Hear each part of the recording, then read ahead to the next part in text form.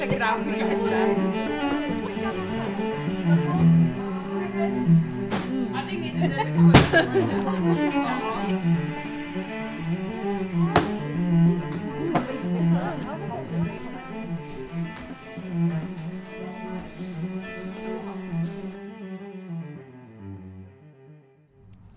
Mae'r Prosiect Hinsawdd yn gyfle i bobl ifanc yn ardal Maldwyn ddod at ei gilydd a da ni'n gwneud llwyth o weithgareddau sydd yn hybu negeseuon positif am yr amgylchedd.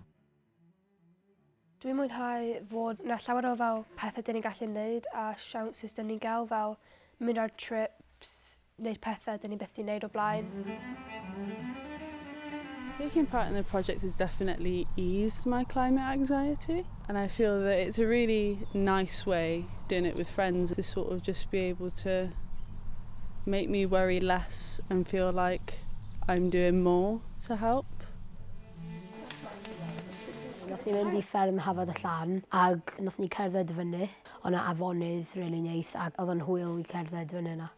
Un o'r darnau gorau o'r trip yma oedd yn nath ni dysgu sut o'n nhw'n creu trydanau efo'r dŵr. A fel Prosiect Hinsawdd, ni wedi mynd I Castell Powys ac ni wedi dysgu am y planhigion gwahanol yna a sut o'n nhw'n helpu tyfu'r planhigion a be nhw'n wneud i'r amgylchedd ac o'n ni wedi helpu plannu planhigion iddyn nhw hefyd.